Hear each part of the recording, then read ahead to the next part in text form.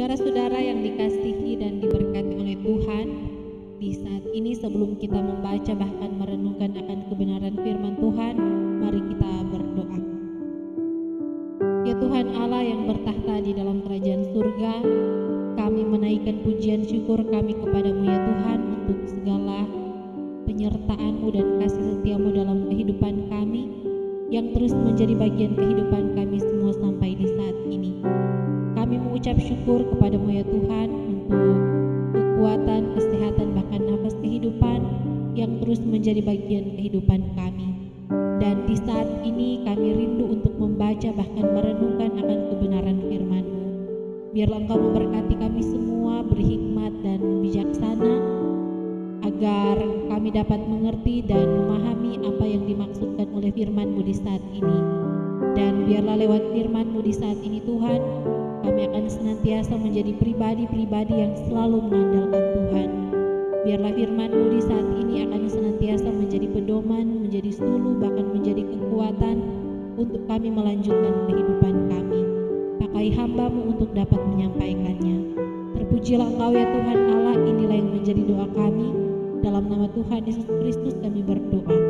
Amin. Marilah di saat ini kita membaca Alkitab yang terdapat di dalam kitab Yunus pasal 1 ayat 1 sampai ayat 17.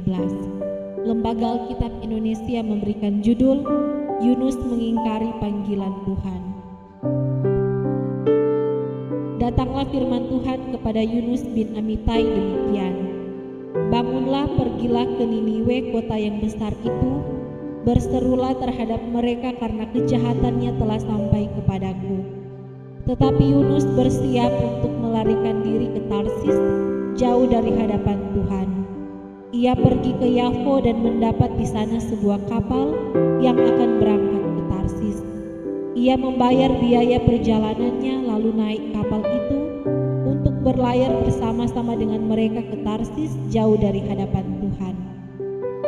Tetapi Tuhan menurunkan angin ribut ke laut, lalu terjadilah badai besar sehingga kapal itu hampir-hampir terpukul hancur.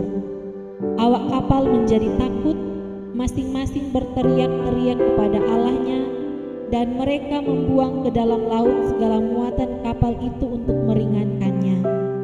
Tetapi Yunus telah turun ke dalam ruangan kapal yang paling bawah dan berbaring di situ lalu tertidur dengan nyenyak. Datanglah nahkoda mendapatkannya sambil berkata, "Bagaimana mungkin engkau tidur begitu nyenyak?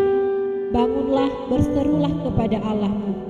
Barangkali Allah itu akan mengindahkan kita sehingga kita tidak binasa." Lalu berkatalah mereka satu sama lain, "Marilah kita buang undi supaya kita mengetahui karena siapa kita ditimpa oleh malapetaka ini." Mereka membuang undi, dan Yunuslah yang kena undi. Berkatalah mereka kepadanya, "Beritahukan kepada kami, karena siapa kita ditimpa oleh malapetaka ini? Apa pekerjaanmu dan dari mana engkau datang? Apa negerimu dan dari bangsa manakah engkau?" Sahutnya kepada mereka, "Aku seorang Ibrani, aku takut akan Tuhan Allah yang mempunyai langit, yang telah menjadikan lautan dan daratan." Orang-orang itu menjadi sangat takut lalu berkata kepadanya, "Apa yang telah kau perbuat?" Sebab orang-orang itu mengetahui bahwa ia melarikan diri jauh dari hadapan Tuhan. Hal itu telah diberitahukannya kepada mereka. Bertanyalah mereka, "Akan kami apakan engkau supaya laut menjadi reda dan tidak menyerang kami lagi, sebab laut semakin bergelora?" Sahutnya kepada mereka, "Angkatlah aku, campakkanlah aku ke dalam laut, maka laut akan menjadi reda dan tidak menyerang kamu lagi. Sebab aku tahu bahwa karena akulah badai besar ini menyerang kamu." Lalu berdayunglah orang-orang itu dengan sekuat tenaga untuk membawa kapal itu kembali ke darat, tetapi mereka tidak sanggup, sebab laut semakin bergelora menyerang mereka. Lalu berserulah mereka kepada Tuhan, katanya, "Ya Tuhan, janganlah kiranya Engkau biarkan kami binasa karena nyawa orang ini, dan janganlah Engkau tanggungkan kepada kami darah orang yang tidak bersalah, sebab Engkau Tuhan telah berbuat seperti yang Kau kehendaki. Kemudian mereka mengangkat Yunus lalu mencampakkannya ke dalam laut, dan laut berhenti mengamuk. Orang-orang itu menjadi sangat takut kepada Tuhan, lalu mempersembahkan korban sembelihan bagi Tuhan serta mengikrarkan nazar. Maka atas penentuan Tuhan datanglah seekor ikan besar yang menelan Yunus, dan Yunus tinggal di dalam perut ikan itu 3 hari 3 malam lamanya. Demikian jauh pembacaan Alkitab kita di saat ini. Saudara-saudara yang dikasihi dan diberkati oleh Tuhan, tentunya sebagai umat yang percaya kepada Tuhan, kita patut menaikkan pujian syukur kita kepada Tuhan karena atas segala kasih dan penyertaan Tuhan dalam kehidupan kita semua, sehingga kita boleh ada sampai di saat ini menikmati kuat sehat yang berasal daripada Tuhan. Dan tema mingguan kita di sepanjang minggu yang berjalan ini adalah pembentukan integritas kehambaan. Saudara-saudara yang dikasihi dan diberkati oleh Tuhan, pembentukan integritas kehambaan seseorang terjadi dalam suatu proses, baik itu di tengah-tengah kehidupan keluarga, jemaat maupun masyarakat.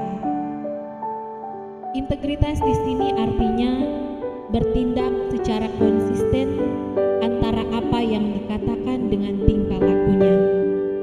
Artinya, orang yang berintegritas berarti memiliki pribadi yang jujur dan memiliki karakter yang kuat. Dan pembentukan integritas kehambaan berarti pembentukan jiwa sebagai hamba, baik dalam ucapan dan tindakan yang berkarakter kuat. Saudara-saudara yang dikasihi dan diberkati oleh Tuhan, Yunus mempunyai nama yang berarti merpati pembawa berita keselamatan dari Allah. Ironisnya, Nabi Yunus bersikap tak peduli terhadap Niniwe yang akan dihancurkan Tuhan karena dosa-dosanya. Yunus adalah contoh utusan Tuhan yang mencoba lari dari panggilan Tuhan karena takut untuk menghadapi tantangan. Berfirmanlah Tuhan kepada Yunus, "Bangunlah, pergilah ke Niniwe, kota yang besar itu, berserulah terhadap mereka, karena kejahatannya telah sampai kepadaku." Pada saat diutus Tuhan untuk pergi ke Niniwe, Yunus memilih untuk menuruti keinginan dagingnya daripada harus tunduk kepada kehendak Tuhan. Dan dalam perjalanannya menuju ke Tarsis, Tuhan Yesus berhasil menangkap Yunus dari pelariannya. Di tengah-tengah perjalanannya terjadi badai serta ketakutan dan kecemasan melanda seluruh penumpang kapal itu. Singkatnya, dibuatlah undian dan ditemukanlah bahwa Yunuslah penyebabnya. Dan di dalam cerita Nabi Yunus ini kita dapat melihat konsekuensi yang harus diterima oleh Yunus, yang harus dilemparkan ke dalam laut dan ditelan oleh ikan yang besar, dan Yunus harus tinggal di dalam perut ikan yang besar itu selama 3 hari 3 malam.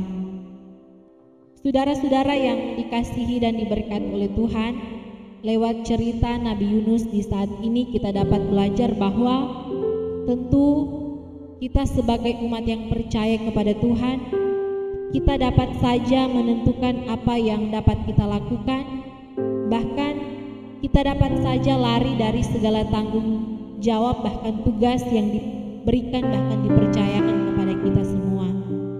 Namun lewat pembacaan Alkitab kita di saat ini kita diingatkan bahwa segala sesuatu yang kita lakukan semuanya pasti ada konsekuensi. Juga segala sesuatu yang kita lakukan pasti ada dampaknya. Bukan hanya terjadi dalam kehidupan pribadi kita, tetapi juga terkadang memberi dampak bagi orang-orang yang ada di sekitar kita. Oleh karena itu, lewat pembacaan Alkitab kita di saat ini hendak mengingatkan kepada kita semua bahwa apapun tugas tanggung jawab yang Tuhan berikan dan percayakan kepada kita semua, maka biarlah kita lakukan semuanya itu dengan sungguh-sungguh. Dan Tuhan dapat memakai apa saja dan cara apa saja untuk menegur kita. Sebagaimana Tuhan menggunakan badai dan memakai ikan yang besar untuk mengingatkan Yunus tentang tugas dan tanggung jawab panggilan hidupnya, maka ketika kita semua merefleksikannya dalam kehidupan kita, itu pun seharusnya mengingatkan kita semua bahwa terkadang apa yang kita alami, situasi sulit yang seringkali menjadi bagian hidup kita semua, bahkan pergumulan, tantangan, dan persoalan hidup yang seringkali Tuhan hadirkan dalam kehidupan kita, menjadi cara Tuhan untuk menyadarkan dan mengingatkan kita semua akan keberadaan kehidupan kita. Kita semua adalah umat kepunyaan Tuhan yang harus melakukan firman Tuhan dalam kehidupan kita semua. Dan badai hidup yang kita alami termasuk juga ketika Tuhan mengizinkan kita semua untuk boleh ada di tengah-tengah pergumulan dunia di saat ini dengan adanya pandemi virus corona, seringkali menjadi cara Tuhan untuk membentuk kita semua menjadi hamba-hambanya yang berintegritas. Kita pun belajar dari kisah Yunus, sebagaimana pengakuan iman yang dia ungkapkan bahwa ia takut akan Tuhan Allah yang mempunyai langit, yang telah menjadikan lautan dan daratan. Namun pengakuan imannya itu tidak disertai dengan tindakan yang nyata, karena Yunus menghindar dari tugas yang telah Tuhan berikan dan percayakan kepadanya. Dan mungkin ini juga yang menjadi kelemahan atau kekurangan yang Yunus miliki, sehingga lewat hal ini hendak menunjukkan kepada kita semua bahwa Tuhan dapat memakai siapa saja, termasuk kita semua, untuk melaksanakan apa yang Tuhan kehendaki. Sekalipun kita semua adalah makhluk yang penuh dengan keterbatasan, kita adalah manusia yang penuh dengan kekurangan dan kelemahan. Akan tetapi ketika Tuhan mempercayakan sesuatu hal kepada kita, maka pasti Tuhan yang akan terus memampukan kita semua ketika kita melaksanakan segala tugas tanggung jawab yang Tuhan percayakan kepada kita, baik di tengah-tengah kehidupan anggota keluarga, di tengah-tengah jemaat masyarakat di mana kita pergi dan berada. Dan lewat pembacaan Alkitab kita juga di saat ini mengingatkan kepada kita semua bahwa ketika kita menjadi orang-orang yang percaya kepada Tuhan, maka biarlah hidup kita juga boleh menunjukkan sikap hidup yang sesuai dengan pengakuan iman kita. Dengan kata lain, kita menjadi orang-orang yang percaya yang punya integritas. Antara pikiran, perkataan, dan perbuatan kita, semuanya harus ada kesesuaian. Sehingga biarlah kehidupan kita senantiasa tetap terus dipakai oleh Tuhan untuk dapat menjadi berkat bagi banyak orang. Tuhan Yesus memberkati kita semua. Amin. Mari kita berdoa. Terpujilah Engkau ya Tuhan Allah yang terus menyatakan segala kasih dan setiamu di tengah-tengah perjalanan kehidupan kami. Kami bersyukur kepadamu ya Tuhan ketika di saat ini kami boleh membaca bahkan merenungkan akan kebenaran firman-Mu. Biarlah kami senantiasa dimampukan oleh Tuhan untuk menjadi pelaku-pelaku firman di tengah-tengah kehidupan kami.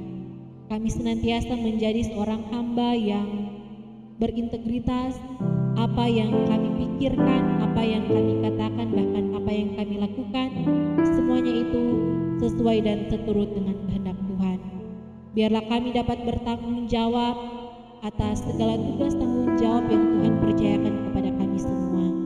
Terlebih Tuhan, ketika kami diizinkan untuk mengalami gumul dunia saat ini dengan adanya pandemi virus corona, kami percaya kami semua tetap terpelihara dalam kasih sayang Tuhan. Terpujilah Engkau ya Tuhan Allah, biarlah Engkau yang akan tetap terus memberkati bahkan menyertai segala tugas tanggung jawab bahkan pelayanan kehidupan kami setiap hari. Inilah yang menjadi doa kami, di dalam nama Tuhan Yesus Kristus kami berdoa dan kami bersyukur. Amin. Demikianlah firman Tuhan kita di saat ini, dan biarlah firman Tuhan yang boleh kita baca dan dengar tadi dapat membaharui kehidupan kita semua, agar kita tetap terus hidup kudus, taat dan setia kepada Tuhan. Tuhan Yesus memberkati kita semua. Shalom.